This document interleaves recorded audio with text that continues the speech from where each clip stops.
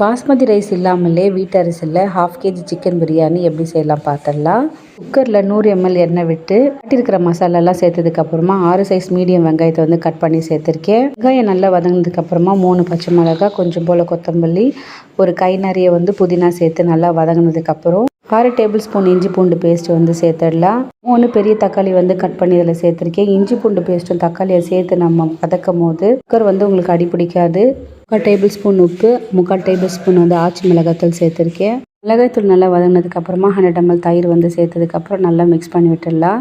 நல்லா மசாலாவோட மிக்ஸ் ஆகிட்டு இந்த மாதிரி ஆனதுக்கப்புறமா நீங்கள் 1/2 kg சிக்கன் சேர்த்துட்டு 10 நிமிஷம் மீடியம் ஃப்ளேமில் நல்லா கறி வெந்ததுக்கப்புறம் ஒரு அழகரிசிக்கு 1.25 தண்ணி வந்து விட்டுருக்கேன். வீட்டு அரிசின் போது கொஞ்சம் ஜாஸ்தியாக தேவைப்படும். நீங்கள் சேர்க்கும் போது சாதம் நல்லா வெந்து அடி பிடிக்காமல் நல்லாயிருக்கும். அரிசி சேர்த்துட்டு குக்கரை வந்து மீடியம் ஃப்ளேமில் 2 விசில் விட்டு ஆஃப் பண்ணி 15 நிமிஷம் கழித்து எடுத்து பார்த்தா பிரியாணி ரெடி.